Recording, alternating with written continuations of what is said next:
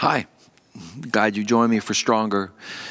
I've always enjoyed sports. When I was a kid, we used to always after school, if we're going to play football or soccer or baseball, you sit in the playground, you choose up teams and you go at it.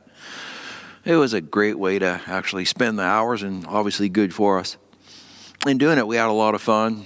It was always uncomfortable though when you were choosing up teams if you weren't picked first, It was like, oh, hey. I always felt bad for the one that was picked last. That was always going to happen. Yeah, choosing up teams can be very uncomfortable. That's where value is expressed. You're valuable because you're on this team or because you're on that team. You're valuable only, we're going to play this sport. You're good at this. You're on my team. Or you're not on my team. Today the world is choosing up teams. North and South, polarization, division. There's been an awful lot of this. I spoke about it on Sunday. These are the tools of the enemy when they are expressed in this way, when they are fear-based. Not where you're just going to have a friendly competition, but where you got to win and you're afraid to lose. When fear is a part of any process, it always taints it big time. And fear is ratcheted up in our world. I don't appreciate the way that these things have been handled in our world these days. All the wrong tools have been reached for. Very few leaders have done this in a positive way. It's been done instead using the tools of fear and using them very effectively. Guilt, shame, division. People are choosing up teams.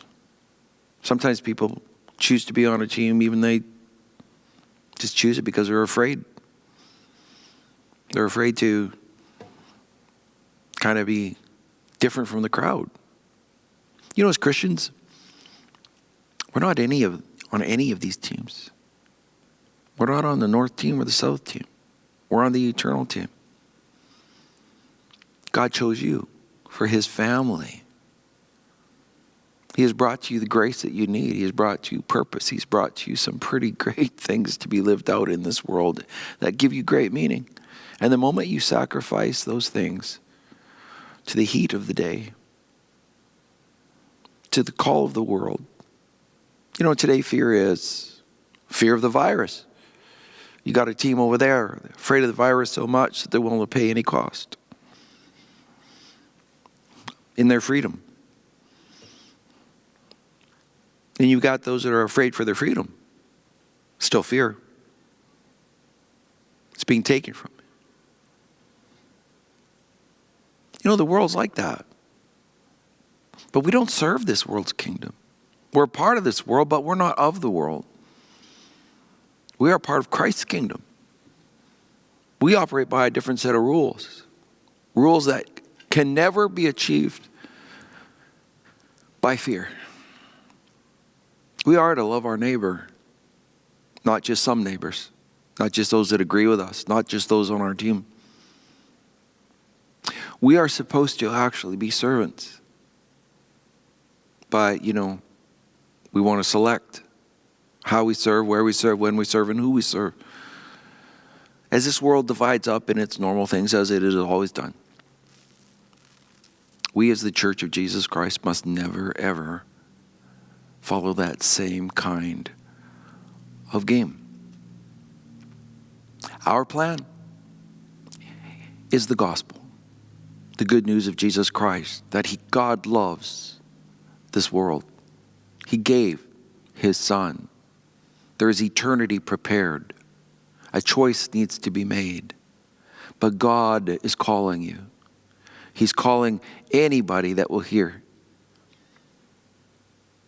We are God's proclaimers. We are his evangel. We are his place on this planet where truth resides that is not carved up into fear-based teams.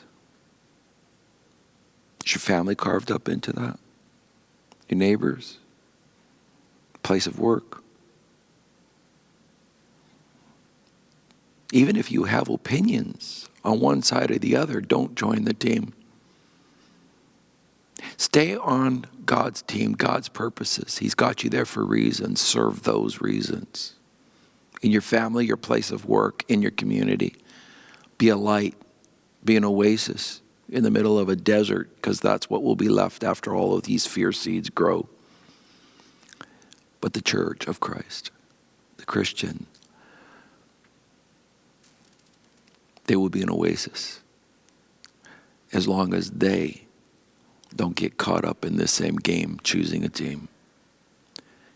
You've already chosen your team. Honor it. Live out that choice. Serve Christ and his interests.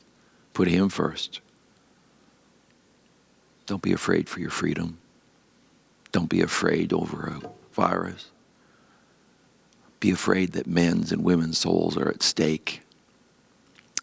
Be afraid that you have been given a short window to bring the good news of Jesus Christ, to live it out, to be light in the darkness.